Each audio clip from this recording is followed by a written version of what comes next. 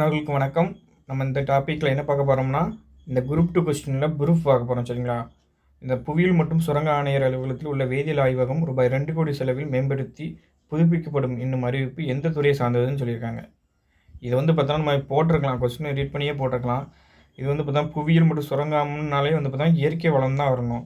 சுற்றுச்சூழல் வனத்துறையெல்லாம் வராது. ஏன்னா சுற்றுச்சூழல் துறையும் வனத்துறையும் பார்த்தா ஒரே நேமில் தான் இருக்கும். அதனால அது உயர்கல்வித்துறை வராது. அப்போ பார்த்தோன்னா இது ரிலேட்டடாக நீங்கள் பார்த்தோன்னா சுரங்கம்னாலே இயற்கை வளங்கள் போட்டிருக்கலாம். ஆனாலும் பார்த்தா நீங்கள் பாலிசி நோட்ஸ்லாம் நிறைய படிச்சிருந்தீங்கன்னா கண்டிப்பாக இந்த கொஸ்டினை போட்டிருக்கலாம். பாலிசி நோட்ஸ் படிச்சிங்க இதெல்லாம் அதில் முக்கியமான இதில் பார்த்தீங்கன்னா வெப்சைட்டில் எல்லாம் நிறைய இது இருக்குது. அதெல்லாம் தேடி படிச்சிங்கன்னா யூனிட் 9லையும் உதவும். உங்களுக்கு பார்த்தோன்னா இங்கே தமிழ்லையும் இதேமாரி ஒரு கொஸ்டினும் கேட்டுகிட்டு இருக்காங்க. தமிழ் எலிஜிபிலிட்டி எக்ஸாம்லேயும் இதேமாரி ஒரு கொஸ்டின் கேட்டிருந்தாங்க.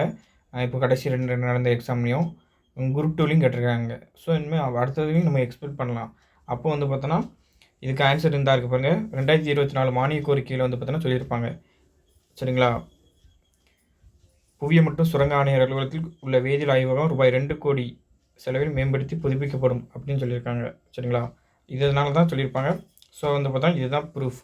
அடுத்த வீடியோவில் சந்திக்கலாம். இதுமாரி எல்லா